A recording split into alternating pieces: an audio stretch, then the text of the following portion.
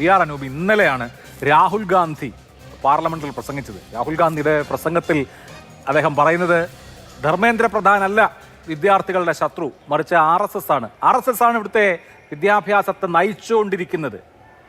ഈ ഇന്ത്യയിലെ എല്ലാ സർവകലാശാലകളുടെയും വൈസ് ചാൻസലർമാരായ RSSകാരെ നിയോഗിക്കുകയാണ് തുടങ്ങി. എങ്ങനെയാണ് RSS ഇന്ത്യൻ വിദ്യാഭ്യാസ രംഗത്തിൽ ഇടപെടുന്നത് എന്നാണ് രാഹുൽ ഗാന്ധി ഇന്നലെ എന്ന് പറഞ്ഞാൽ UDF തീരുമാനമെടുത്തതിന്റെ തൊട്ട് തലേന്ന് പാർലമെന്റിൽ പ്രസംഗിച്ചത്. എനിക്ക് ഈ രാഹുൽ ഗാന്ധിയെ കാണുമ്പോൾ രാംജു റാവു സ്പീക്കിംഗിൽ മുകേഷിന്റെ അമ്മയായിട്ട് വരുന്ന സുകുമാരി കാറിലിരിക്കുന്ന ആ രംഗമാണ് ഓർമ്മ വരുന്നത്.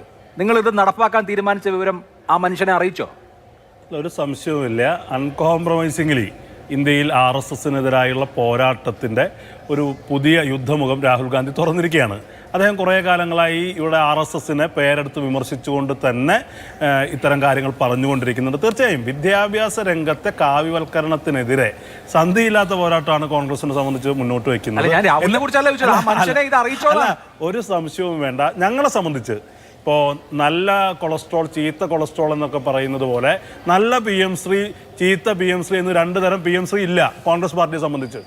ഭരണപരമായ നിസ്സഹായതയുടെ പേരിൽ നടപ്പിലാക്കേണ്ട സാഹചര്യത്തെക്കുറിച്ച് ബന്ധപ്പെട്ട ആളുകൾ വിശദീകരിക്കും. പക്ഷെ രാഷ്ട്രീയമായി കോൺഗ്രസ് എടുത്തൊരു പൊസിഷൻ എന്ന് പറയുന്നത് ഈ പറയുന്ന സംഘപരിവാർ വൽക്കരണത്തിൻ്റെ അജണ്ടയായി PM-ശ്രീ ഉപയോഗിക്കപ്പെടുമെന്ന് ഞങ്ങളത് മാറ്റി പറയില്ല.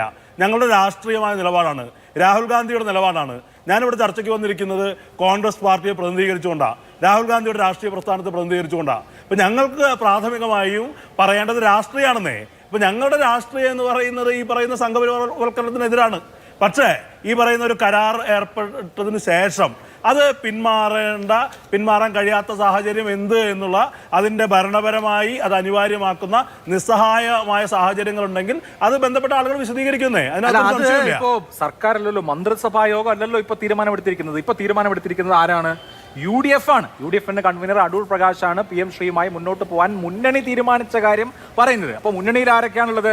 മുസ്ലിം ലീഗ് ഉണ്ട്, കോൺഗ്രസ് ഉണ്ട്, കേരള കോൺഗ്രസ് ഉണ്ട്, CMB ഉണ്ട്, RSP ഉണ്ട്. അപ്പോൾ നിങ്ങൾ ചേർന്നൊരു മുന്നണിയായി ചേർന്നെടുത്തിട്ടുള്ള തീരുമാനമാണ്, മന്ത്രിസഭ എടുത്ത തീരുമാനമല്ല. അല്ലാതെ ഈ മന്ത്രിസഭാ ഉപസമിതിയുടെ തീരുമാനത്തോടു കൂടി കാര്യങ്ങൾക്ക് കൂടുതൽ വ്യക്തത വരുമെന്നാണ് ഞങ്ങളൊക്കെ വിചാരിക്കുന്നത്. ഇത് വളരെ കൃത്യമാണ്. ഞങ്ങൾക്കൊരു രാഷ്ട്രീയ നിലപാടിൽ വെള്ളം ചേർക്കേണ്ട ഒരു സാഹചര്യമില്ല. അതിനെ താങ്കൾ തുടക്കത്തിലേ പറഞ്ഞ പോലെ ന്യായീകരിച്ചോളൂ എന്ന് പറഞ്ഞാൽ ഞങ്ങളതൊന്നും ഇവിടെ ആർഷോ ഇവിടെ പറഞ്ഞു, നിങ്ങൾ മുമ്പ് പറഞ്ഞ കാര്യങ്ങളില്ലേ എന്ന് ചോദിച്ചു. തീർച്ചയാണ് ആർഷോ, ഞങ്ങൾ പറഞ്ഞിട്ടുണ്ട്. ആ പറഞ്ഞ ഒരു വാക്ക് പോലും ഞങ്ങൾ മാറ്റി പറയുന്നില്ലെന്നേ. വാക്ക് മാറ്റാതെ നിങ്ങൾ PM-ശ്രീ നടപ്പാക്കുക, എന്നിട്ട് ഞങ്ങൾ വാക്ക് മാറ്റി പറയുന്നില്ല. ഞങ്ങൾ കാര്യം പറഞ്ഞല്ലോ, ഞങ്ങളുടെ രാഷ്ട്രീയ നിലപാട് ഞാൻ പറഞ്ഞല്ലോ. ഈ പറയുന്ന ഇത് മാറ്റാതെ ഞാൻ കോൺഗ്രസിന്റെ നിലപാടാണ് പറയുന്നത്. നല്ല PM-ശ്രീ, മോശം PM-ശ്രീ എന്ന് പറയുന്ന വളരെ കാറ്റഗറിക്കലി പറഞ്ഞല്ലോ. ചീത്ത കൊളസ്ട്രോൾ, നല്ല കൊളസ്ട്രോൾ എന്ന് പറയുന്നത് പോലെ രണ്ടു തരം കൊഴുപ്പുള്ളത് പോലെ അങ്ങനെ ഒരു നല്ല PM-ശ്രീ ഉണ്ടെന്നൊന്നും ഞങ്ങൾ വിശ്വസിക്കുന്നില്ല. രാഷ്ട്രീയമായി ഞങ്ങളുടെ നിലപാടെന്ന് പറയുന്നത് ഒരു സംഘപരിവാർ അജണ്ട തന്നെയാണ്. പക്ഷേ ഭരണപരമായത് നടപ്പിലാക്കപ്പെടേണ്ട സാഹചര്യം ഉണ്ടെങ്കിൽ അതിൻ്റെ സാഹചര്യം എന്താണെന്ന് ആ കരാറിൻ്റെ സാങ്കേതികത്വം ഉൾപ്പെടെ ഭരണപരമായി വിശദീകരിക്കപ്പെടും. അതിൻ്റെ അർത്ഥം ഞങ്ങൾ ഇന്നലകളിൽ പറഞ്ഞതൊക്കെ ഈ പറയുന്ന തെറ്റായിപ്പോയി എന്ന് വന്ന് കുമ്പസരിക്കേണ്ട കാര്യമില്ല. അത് തീർച്ചയായും ആ സാഹചര്യം സൃഷ്ടിക്കപ്പെടുന്നത് എങ്ങനെയെന്നുള്ളത് നമ്മുടെ മുന്നിലുണ്ട്. ഈ കരാറിനകത്ത് പോലും ഒരു കരാർ ഏർപ്പെടുമ്പോൾ അതിനകത്ത് നിയമപരമായ പ്രശ്നങ്ങൾ കൂടി നിലനിൽക്കുന്നുണ്ട്.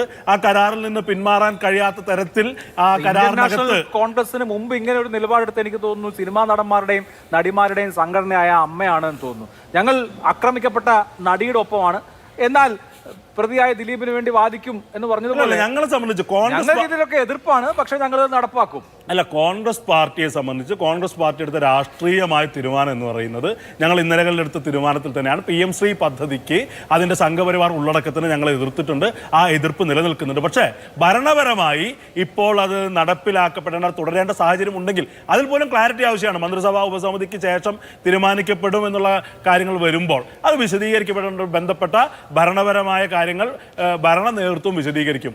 അതിനപ്പുറത്ത് നേരത്തെ പറഞ്ഞ പോലെ അതിനെ ന്യായീകരിച്ചു മെഴുകുക എന്നുള്ളതിലേക്ക് ഞങ്ങൾ പോകുന്നില്ല. ഞങ്ങൾ പറഞ്ഞത് പറഞ്ഞു തന്നെയാണ്, അത് കൃത്യമാണ്, അത് ഞങ്ങളുടെ രാഷ്ട്രീയ നിലപാടാണ്.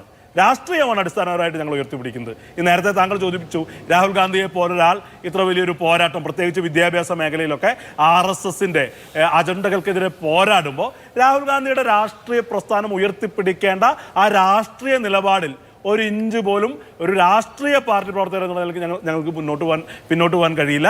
പക്ഷേ ഭരണപരമായി ഈ പറയുന്ന ഈ കരാർ നടപ്പിലാക്കപ്പെടേണ്ട അനിവാര്യതകൾ ഉണ്ടെങ്കിൽ അത് ഭരണ നേതൃത്വം അത് വിശദീകരിക്കും. ശരി.